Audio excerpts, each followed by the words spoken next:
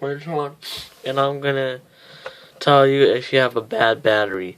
So the first thing you want to do is do a spin test. So if your battery spins like really good, that means it's a bad battery because it overheated and it like pops up a little because it's a bad battery. Like this one, it overheated. It's really bad. Look how good. Look how good it spins. It's like right here. This is the bad battery. It's like banged up and overheated. It almost spin easily. If it goes like this, that means you have a bad battery. But if it still works, you can still use it, but it will lose its value faster. See?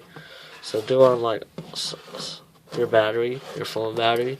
If it spins, do on a flat surface. Flat surface. There's not a flat surface, because you know it's all wavy. So yeah, try it on the table or something. The second thing is if your battery is like right here, if you can see, if it's white, that means it's really good and it's not water damage.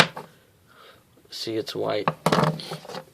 This is pink. If it's pink and you see it pink, it's water damage.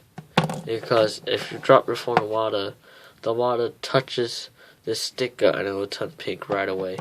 Yeah, I'll show you a couple. Some of them, it might not have it because it might be ripped off. Like this one has it. It's a really good battery. This one got ripped off. This one got ripped off. This one, you can tell it's white. This one's pink. You see it? You see the difference? White, pink. And yeah, see, look, pink. You can see it's pink because it got ripped off too. So that's how you know you have a bad battery. So you could, these days they are cheap, but some of them are not. So test your battery.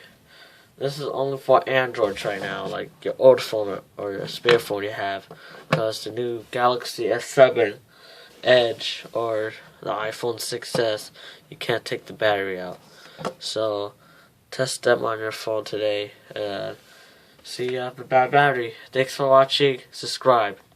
This is Twin Phone.